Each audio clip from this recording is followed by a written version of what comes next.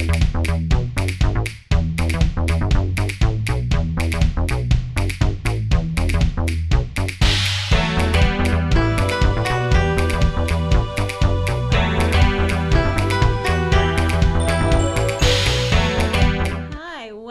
back. We are Salem GASworks, a guild of artistic sorts. We are the North Shore's multimedia arts and entertainment network. I'm Sara Maurno, and this is my husband, Dan. And here's where we visit with a performing and a visual artist every couple of weeks in a clearly no-frills setting. And as I always say, if you're flipping the dials, don't pass gas, stay a while. Today we've got a couple of very interesting people. We've got soul man Robert Ledger, Bobby Ledger, the Ledge. You would have seen Bob at open mics at Kitty O'Shea's, at Pig's Eye. You've seen him at the Seaport. And Bob's got a great following. And here's the good news for the club owners. Bob's retired now, full-time musician, and he is looking for bookings and to host open mics. So we're going to listen to Bob and give you an idea of how you can book him. And then we're going to talk to artist first, but then also arts organizer and arts activist Ellen Hardy. She's going to tell us about her own art, and then she's going to tell us about some of her ideas for Salem's arts community. So, welcome. Thanks so much, and thank you, both of you, for coming today. Thanks for having me. Yeah. Now, Bob, let me be the first. No, I'm not the first. I'm the 1,001st. How many people have told you you look like movie tough guy Robert Mitchum? Oh, quite a few. Pretty much all of them. I don't have the dimple in his chin. No. Well, if you're one of our younger viewers, ask your parents. Ask your grandparents. Fabulous film noir actor. Here's what's interesting is when you were a teenager, you were or maybe just getting going with Richie's Renegades, your first band. Robert Mitchum had a top 10 hit, right? He should. He did. Ballad of Thunder Road. And there's a movie that goes along with it, and the movie is excellent too. Yeah. It's all about the beginnings of NASCAR, which was came out of the old moonshine industry. Yeah. They all had hopped up cars to Escape the outrun law. the revenuers. Yeah. Yeah. Moonshine, moonshine, quench the devil's thirst. Great lyrics. So actually, that's where, now what year was it that you began your music career with Richie's Renegades? Oh, God. 63, 64. 63 or 4. That's fantastic. I was actually able to find a couple of cuts on YouTube of Richie's Renegade. There's 2 different cuts. There are? Yeah, there's... That's news to me. No, there is. It's, oh gosh. I'll Cry for Me. Something Cry for Me. And oh my gosh, we're going to have to splice them in because they're a lot of fun to listen to. I may have to cringe. Yeah, no, because I was looking for information about you and there was no mistaking the guitar licks. I said, that's him. That's the guy. Yeah. And you won, Richie's Renegades were 5 young guys, right? You won a statewide battle of the bands. 1966 at the old Boston Garden. The old Boston Garden. And you swept it, right? Richie's We Renegades. won the whole enchilada. So that would be best band, best... Yeah. Boston Battle of the Bands. Fantastic. And if you've ever heard of Polaris Records, the legendary label from the 60s, you guys were signed. Rosie Molino. Rosie Molino. Marino. Yeah. Okay. So all of a sudden you've won a Battle of the Bands, you're signed to a record label. Did you envision yourself as being a lifelong rocker? I thought I had arrived, but I was mistaken. Bob made his way to San Francisco as a musician. Now, I'm just guessing, Bob, you were not out there putting flowers in your hair. No. No. Okay, but still, it's the late 60s. It's Haight-Ashbury. It was the tail end of the summer of love. Yeah. And I hooked up with John Cipollina from the old Quicksilver Messenger Service. He was on hiatus from that. And as a matter of fact, I played New Year's Eve 1970, 71 at the Kabuki Theater with Quicksilver. Fantastic. And Who you else? played at the Channel. The Channel, those of you who you were into the Boston scene. The And Channel, my friend Johnny Barnes used to be the chief of security down there. And we opened up for a lot of bands. hmm Yeah, There's a some- great picture online.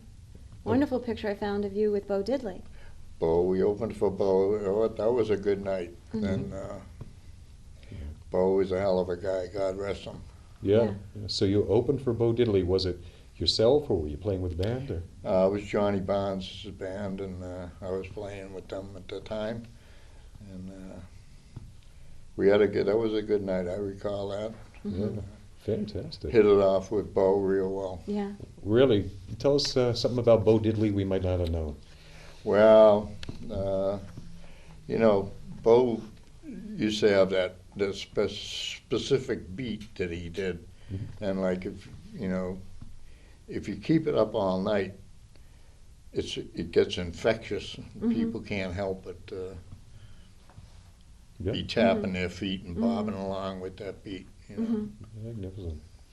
Well, Bob, I heard that you were not always a friend of music. There's a picture here of Officer Bob Ledger coming down hard on some, and we'll cut to it, coming down hard on some young people God, just trying to make music. You know, What is that's it? funny. That's a place in Peabody Mhm. that was called Eddie's Lounge, Mhm. and actually I played with Hubert Sumlin there from the old Howlin' Wolf band. Really? Yeah. So why were you in uniform in Why this were you in picture? uniform? That's not me. I'm standing there. That's me. That's you. Oh, see, now we were confusing this. We were I confusing wasn't this. that. I wasn't always So this who's the old. police officer and the man in uniform there? Somebody came to bust you. I wasn't always that old. No. Did you stuff a flower in his gun? It was the '60s, right? Yeah. Well, he was a tough old bird. I would do a few Donnybrooks in that joint, and he dove right in. Yeah. He looks like he's ready for retirement in that Yeah. picture. You know what I mean? So the reason we should explain to the audience like why we made this mistake, because we do have we know that you were Sheriff's deputy. sheriff's deputy I a worked period for of Essex County Sheriff's Department Yeah. for 10 years. for 10 years, That's- and you were at the Salem jail, I started out at Salem Jail. Mhm. which is towards- now where the Great Escape towards the end restaurant of it. is, and it has a whole kind of urban adventure. Well, I hope they sent the Ghostbusters in Yeah. that place Yeah, before they revamped it. you know. yeah. Bob was telling us that he believes that building is haunted. Did you ever see or come across anything weird? No, but things went bump in the night. Did they? And Wow. Yeah. Wow. So you're what inspired you to join the police force? I needed a job, and it was available, and it was something I could do. You Yeah. know? Wow. Yeah, well, like all artists, we always have these interesting side jobs. Yeah. Yeah. So was it did you continue to play while you were an officer, or was that I unbecoming? of always us? played. Really? Yeah. Okay. You never had a period where you got away from it. You've just Never. always, No, yeah, No. like that's the breathing. only constant in my life. That's wonderful. Yeah. You know. It's good to have that. It's good to have Well, it's that. kind of, for me, it's kind of like my version of meditation. It soothes me, and I can let out aggression and Mhm. Yeah. whatnot. You Yeah, know. I think that's the gift of art for artists, is that outlet. Yes, Mm. it's Yeah. an outlet, Yeah, a very good outlet. yeah. And Bob's pretty much a constant at a lot of the local open mics, and Bob's got a great draw. I take it last year when you retired, it was June. It's around Bob's birthday and also his day of retirement. And some friends arrange a surprise retirement party for Oh you man, I got blindsided on that at one. Yeah. Brody's Seaport. And Ellen, were you there? I think believe you were. I was. Yeah. I think a Hawaiian shirt, I remember. And yeah, and Oh, I yeah, take there's it. pictures of that the too. place- Malikia and Joanna, Yeah, right. Yeah. the highlights of that day. And the place is absolutely full to Belly capacity. I've seen the Belly pictures. So we're telling club owners now, you're not usually hosting the open mics, but that's a talent you've got and something you'd like to do more, right? Yeah, well, I do host them at the Pig's Eye, and I host one up in Beverly with Mary Lou Lord. Co-host is actually her thing, but I help her out. And up at Kitty O'Shea's in Beverly. And that happens every Tuesday night. Every Tuesday night is at Kitty O'Shea's? Yeah. Okay. You can see Mary Lou up there. And you do the fifth, when months have a fifth Tuesday? What I night? get, Monday? yeah, I come around quarterly, like your taxes. Yeah. I get every month that has 5 Mondays. I get the fourth Monday At of a Pig's 5 Eye. Monday. Yeah, but I can't help but think If that that clarifies anybody anything. who's looking for an open mic, to start an open mic would be smart to connect with you, because you know anybody who's anybody, you can fill that place, I'm sure. I've done it for a long time. Yeah. Pig's Eye, I've been doing that for about 10 years on Yeah. the occasional basis. Yeah. So Bob, I'm a smart club owner. I want to fill the joint, and I need to get in touch with Bob. What do I Oh, do? man. Where do I go? I have a MySpace. Anybody remember MySpace? Yeah, people still use it, sure. And, Musicians. I guess they Yeah, got, and I've got a actually got three pages. Great. But the one to look for, I think, is the official The official Bobby Ledger. Bobby The Ledger. page. Bobby Ledger page. The official Bobby Those- Ledger page. It's Leger. The oldest teenage idol of our time. Teenage Idol, one of Richie's Renegades, yeah, and so they can find you there. They can find you on MySpace. You feel comfortable giving a telephone number? Yeah, my home phone. What Okay. the hell is in the book? I may as well. Okay, we'll scroll it too. Go ahead. 781-592-6639. Fabulous, Thank you. fabulous. Holy smokes! This just in, we're getting a late-breaking bulletin from the Salem Theater Company. I'm standing here talking with a remarkable duo who have survived being trapped in a cave on the remote island of Kalu for about a week now. And 3 days, a week and 3 days. Amazing! Medical officials had previously believed surviving that long without a food source was impossible. Well, Gary ate dirt. Kalu University has since launched a new study looking into how long one can go without food or water in the new millennium. Experts say it might have something to do with the internet or prolonged cell phone use. More on that at 10. I don't have a cell phone. If you're just joining us, I'm here after a harrowing earthquake which left 2 people, one of whom does not own a cell phone, trapped in a cave under debris for days. A week and 3 days.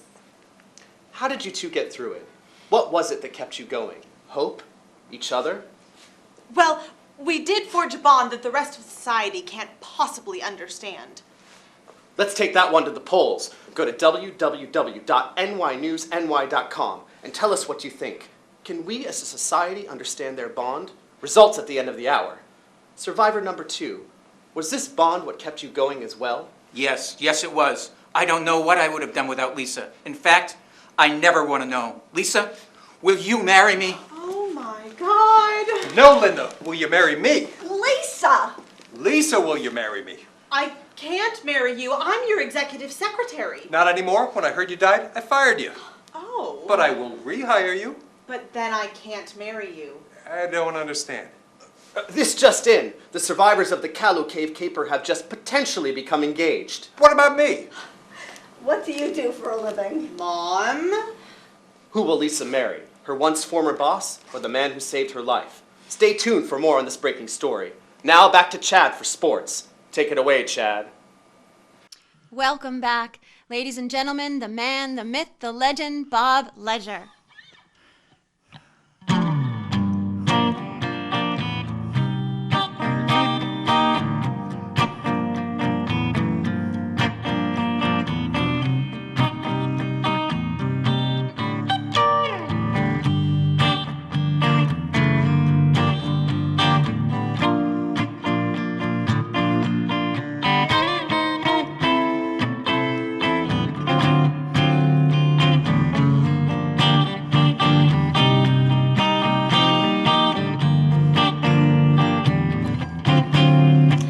Little girl, why'd you treat me that way? My time ain't long. Don't know if I'll ever be back this way. But there's one thing that I'd like to know. Will you miss me when I go? When I go. I'm a rolling stone. I can't find no rest. I'm a rolling stone. Can't find no rest. But there's one thing I'd like to know. Will you miss me when I go?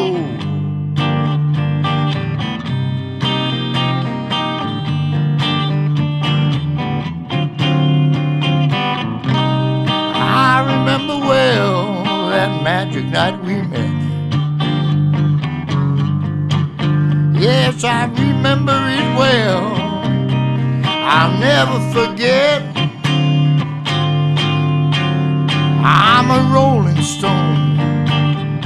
I can't find no way. I'm a rolling stone. I can't find no rest. But there's one thing I'd like to know. Will you miss me when I go? When I go.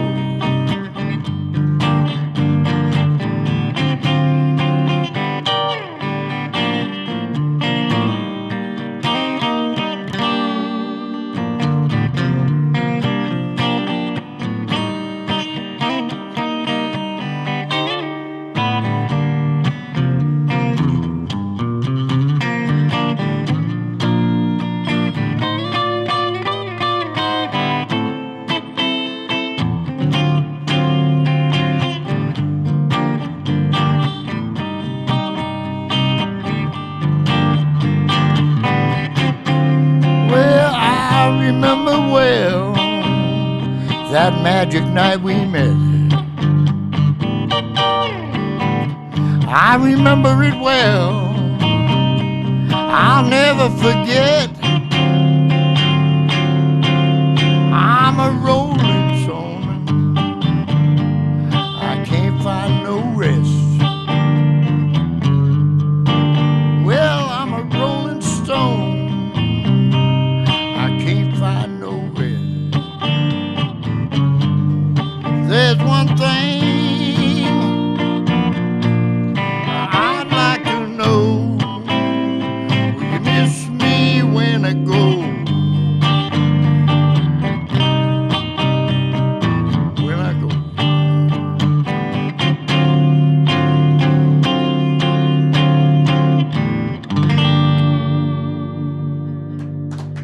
Yeah. This is a little thing about the Dear Bob letter.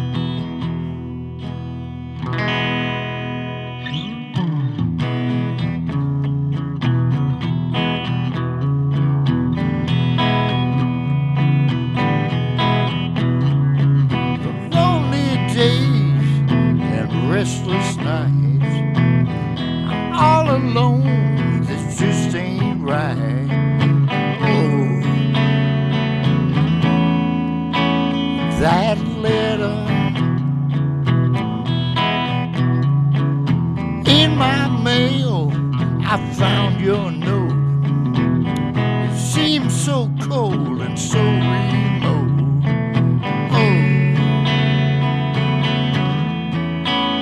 that letter,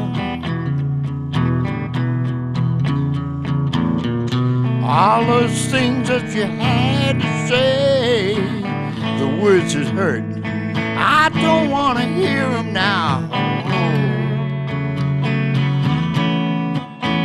That letter, the words of love you seldom said, I hear them now and they fill my head. Oh,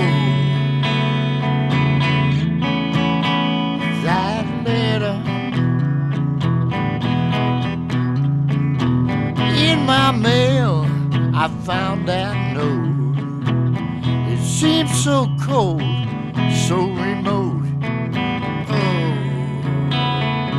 Oh, that letter. All those things that you had to say, words that hurt, I don't want to hear them now. Oh,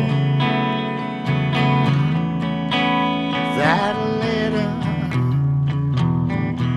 burn it.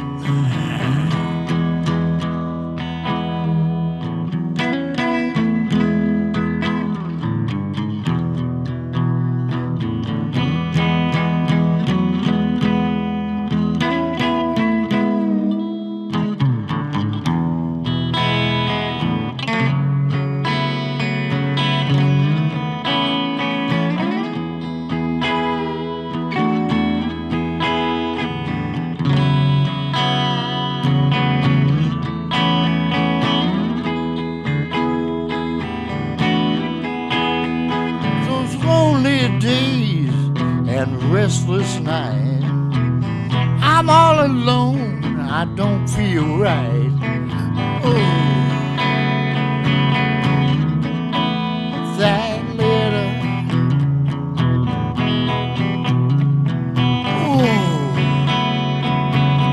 Oh, that letter.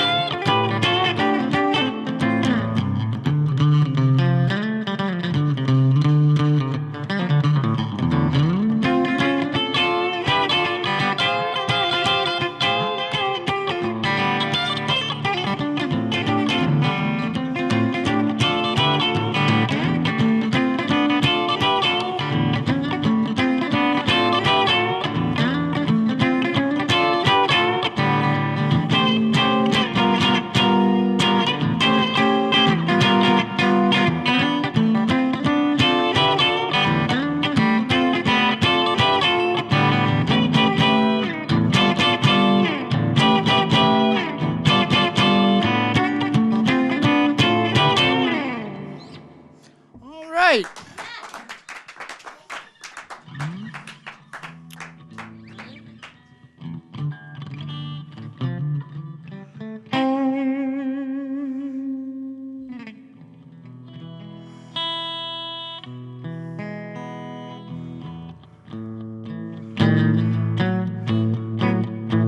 There's a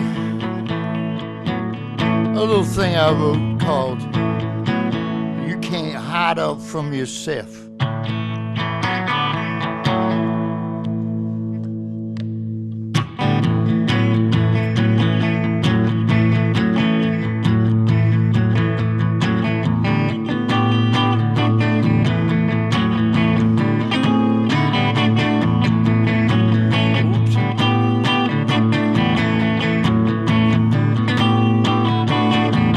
You can curse your luck, you might change your name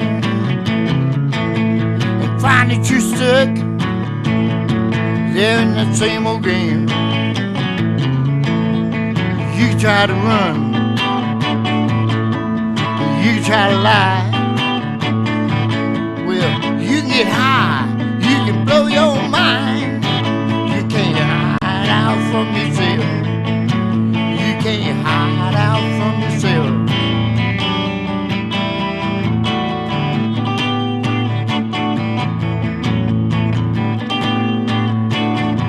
Where you can walk the street, you might learn a lot. The craziest people you've ever met gonna tell you about everything they got, and it might take a lifetime. You try to run, you try to lie. You can get high, you can blow your mind. You can't hide out from yourself. No, you can't hide out from yourself.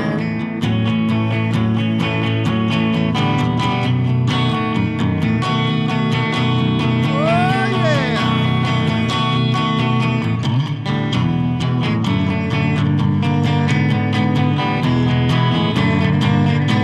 I know there's a light, and I heard there's a way.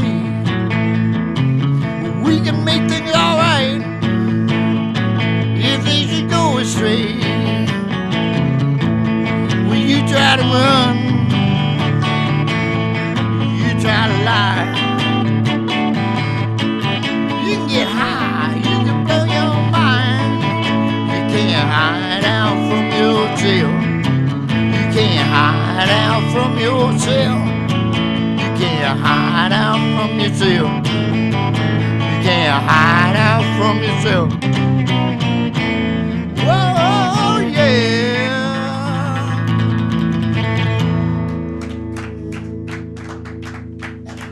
Thank you very much. That's it. Thank you. That's wonderful. Thank you. Fantastic. All original, Bob Ledger originals. We heard Miss Me, Letter, and Hideout. Soul And Man's an instrumental. and an Wonderful. instrumental. A soul man's gotta have a story behind every song. Can you tell us about one of those songs? Oh, I can tell you about all of them. But, Okay. The letter is one that really. well, it's a dear Bob letter. Yeah, I think we can all relate to those kind of moments, though. I think It's that's a why. story of a life. Yeah, Mm.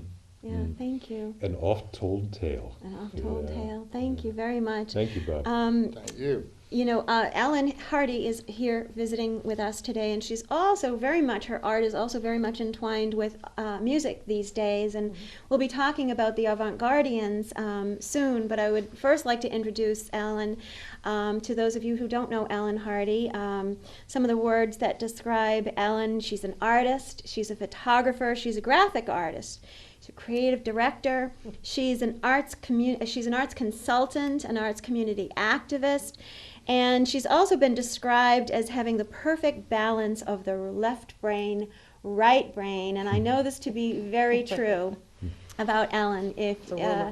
No, I know it to be true. She's the girl with the ideas, and she's on the ground, and she's running with them. She knows how to make things happen. And just want to say welcome. Been wanting Thanks to for have having you me. for a while, Thanks for so having thank me. you for coming. We first met you on Artist Row when you were the president of the Salem Arts Association.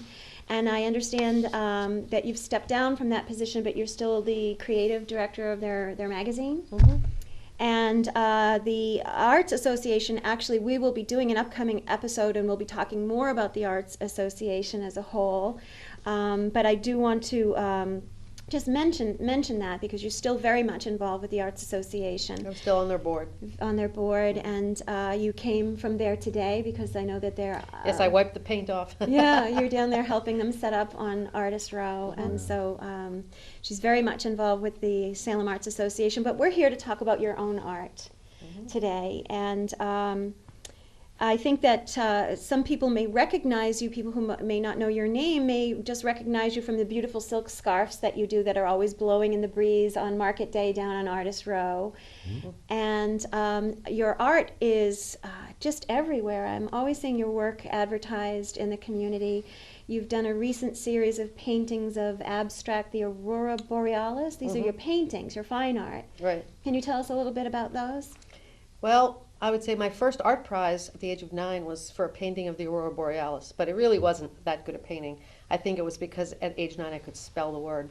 But anyway, I've been fascinated with the auroras for my life and have attempted to paint them and still haven't gotten it right, so I continue to paint them. Wow, really? So you're still intrigued with them? It's interesting because when I first started seeing them, I thought it was an abstract, and then I realized what it was, and it's really very true to what is an abstract event in nature. Right. They're It's beautiful. pretty ethereal. I've seen them twice, although not in Alaska. That's on my bucket list. But I have seen them in northern New England. But yeah, they're very ethereal, so they're a challenge to paint. So Yeah. they say with any good painter, you need a challenge, or otherwise you're never motivated to continue to paint. So that's my challenge. So how many in the series have you done? Oh, I'm up to a couple hundred paintings. Really? All different sizes. Really? Some watercolor, mostly oil, a few acrylics. When I do the work with the Avant-Gardians, I do acrylics because it dries faster. Okay, Sure. okay. So, and so also recently I've been seeing you just finished a show called Spring, and this is your photography now. So you have a lot of different mediums that you work within. Your photography was Spring in France, April in Paris. These were all black and whites at the Scarlet No, there was a Letterpress? mixed bag. I've been to France and Paris a couple of times, and I've shot quite a lot because I go with the intention of shooting. So a lot of people think that I actually live there, which is a high compliment, but I actually have never lived there. But I took a black and white 2 1/4 with me the first time I went because Henri Cartier-Bresson is one of my a person that I've always loved. Okay, I screwed that up. Inspiration. An Yes, inspiration. Yeah. And so I did take a 2 1/4 with me and shot a lot of stuff with that. The second time I went back, I shot both black and white and color. So this show is a mixture of both. Okay. But my photography has centered around that. Yeah. And I've been shooting Salem for quite a while, but you won't see my Salem work until I retire. Yeah. Yeah. Then I maybe will show you Salem, and it will be pictures of what's not here anymore. Yeah, and well, the thing is about the photography, your photography that I've seen, and I've seen a couple of the French pieces in various exhibits in the community, is, I'm sorry, folks, there's a real difference between a real photographer and Instagram.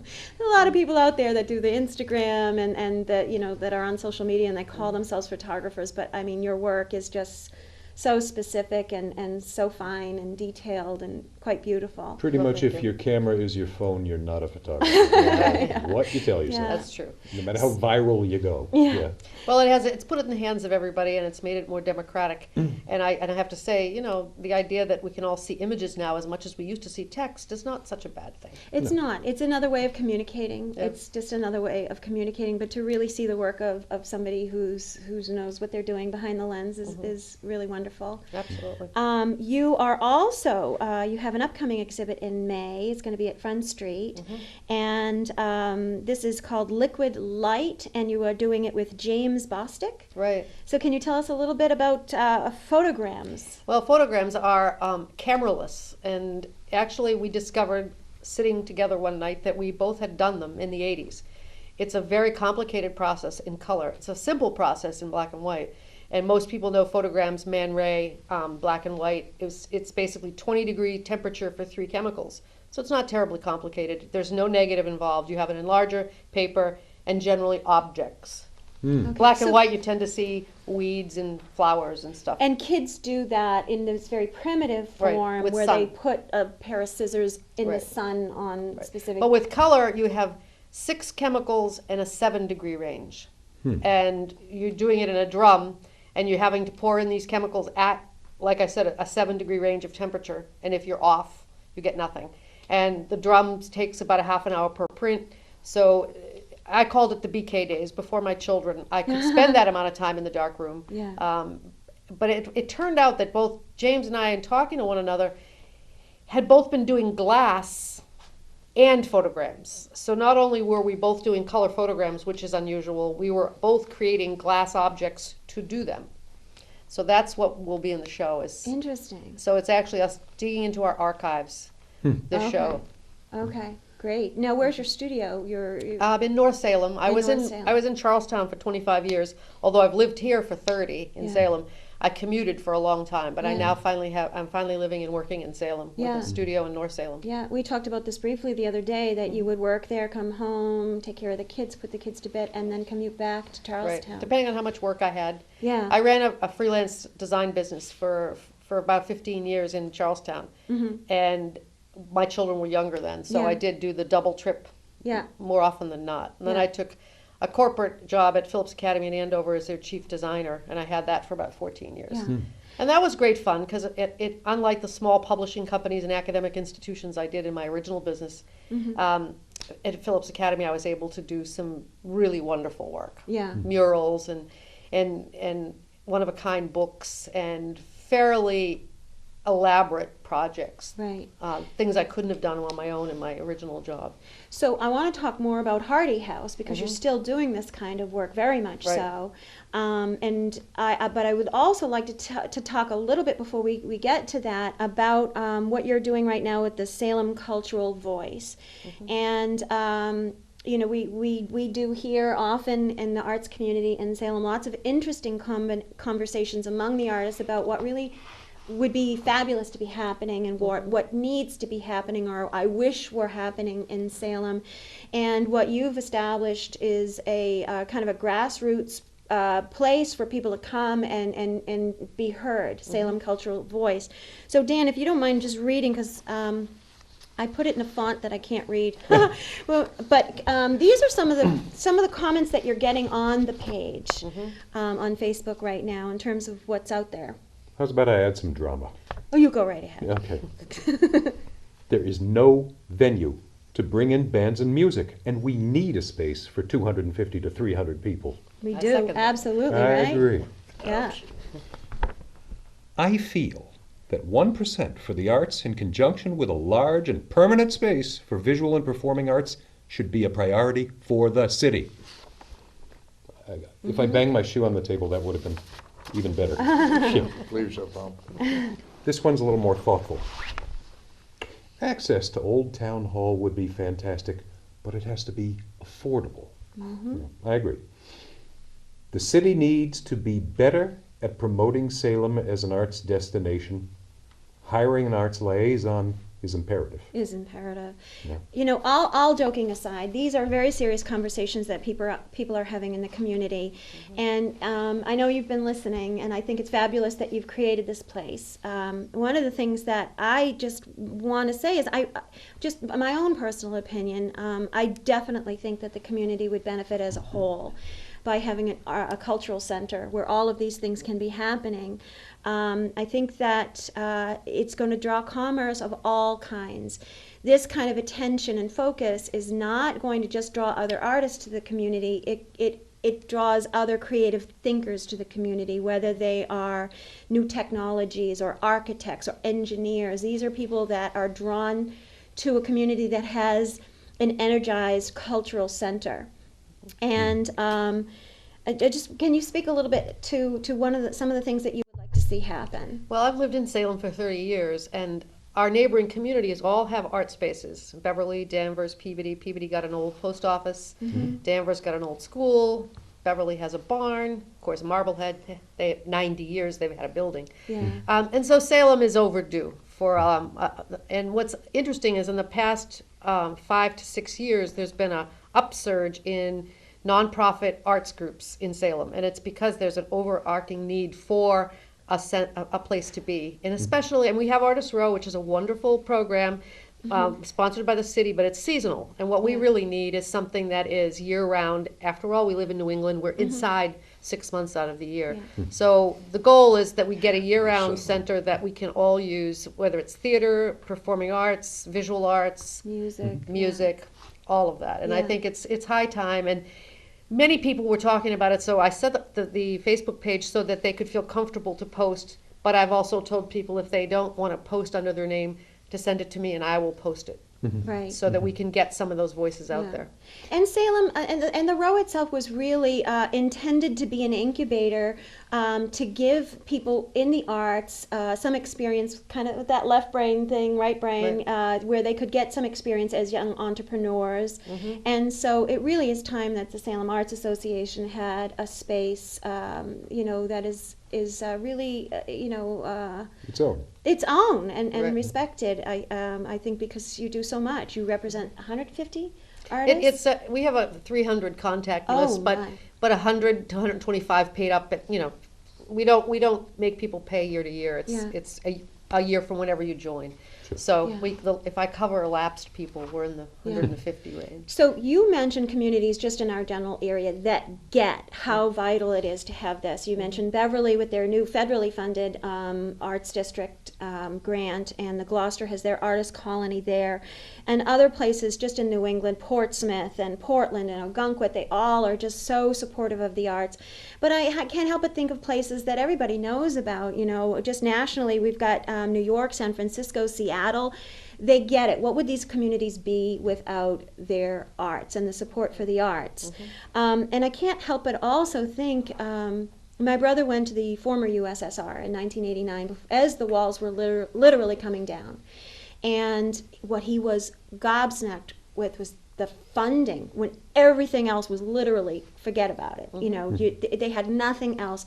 They funded the Moscow Arts Theater. They funded the museums, because that's the thing that sustained its people when nothing else. It's also what you leave behind as a culture. Yeah. And so if you don't give the artist's voice, you're really culturally depriving the community.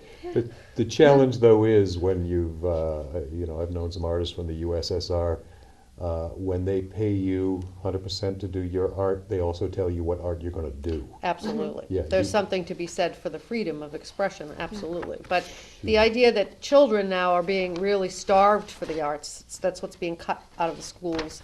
And there's more and more literature out there on the development of the right brain, and participation of creative acts are something children need even more than they ever needed before, because they're being drilled with MCAS as the weighted thing that they need to pass, when they're really ignoring the right side of the brain, which in fact for many children is a huge loss. Yeah. I am getting a signal that we are going to have to wrap things up, but there's a few things I want to make sure that we touch upon. And one thing I do want to say is that the Americans for the Arts is a national organization, and it's supported by the American Council for the Arts. And if there's any doubt in anybody's mind about the value of the arts, just refer to this website, because they talk in terms of how having an art center and a cultural district within a community is a vital strategy in keeping the revitalization of a community and sustaining it. We've had many revitalizations in Salem, but to sustain that into the future. So tell us about Hardy House. Hardy House is your publishing company, your president and CEO. Well, Hardy House was always the name I used for my studio. Back before I had the Andover job, it was Hardy House Design Studio, and I did primarily a panoply of graphic design. This time around, coming out of Andover, because I continued to do freelance during it, my specialty is really artists' books, but I also will do commemorative publications for organizations that are celebrating an anniversary and or museums. I've done a lot of art books for museums, but You sent my focus is artists' books. So two of them in specifically that I remember talking to you about is the Salem in 3D. Can you tell us about that book? Salem in 3D is a book of stereoscopic views from the 1870s of Salem. We have a gentleman in Salem who has been collecting religiously Salem memorabilia, and I'm, before he goes, hopefully going to publish 2-3 more books. Yeah. But this one is 70 of the 350 he's collected, and we actually packaged it with 3D glasses so that people could see them. And they were all shot in the 1870s. And can you give a shout out to this artist? Nelson Dion. Nelson Dion. He's also, I hear, working on a wonderful book right now with a couple of other writers in the community. Yeah, our next one is on the Great Fire. Next year is the 100-year anniversary of the Great Fire, and the next book we're working on is the history of the Salem Fire Department, which is really the history of firefighting, because Salem was actually ahead of Boston in terms of its equipment purchasing and its innovation for firefighting back then. Where were they the day of the Great Fire? Well, that was really out of control. But the other thing, what's your focus and vision right now? So you talked about commemorative books, and I'm sorry, we're getting a cut signal here. So commemorative books for Hardy House, artists documenting, archiving their work. Well, as my sideline thing is Avant-Gardians, which is a Yes. group of musicians doing improv to artists painting or drawing. And so we're going to create a jam. It's really the brainchild of pianist Brendan O'Reilly, who's my partner in crime. But we want to collectively bring in more musicians and more artists. And you'll see us on Derby Square. We did the Willows last year, and we'll hope to do Derby Square if we're not rained out this year. And you will see the Avant-Gardians on one of our upcoming episodes, June 8th. I believe we're going to be on Artist Row, and the Avant-Gardians will be performing there. Yes. And we'll get to visit with you some more, and you'll get to see the Avant-Gardians in action. Where's the best place to reach you? Oh, I've got a website, hardyhouse.us, and through the Salem Arts Association, you can always find me. Okay, wonderful. great. Thank you so much. Well, we should cut away and wish we could spend a lot more time hearing some of these fabulous stories from thank the you. road. Thank And you so Ellen, much. thank you so Thank much. you guys for creating this. Thank you. thank you. And Thank you. folks, we'll see you in a couple of High five, weeks. Bob. But See you. meanwhile, visit us at salem-gasworks.com. Look forward to seeing you next time.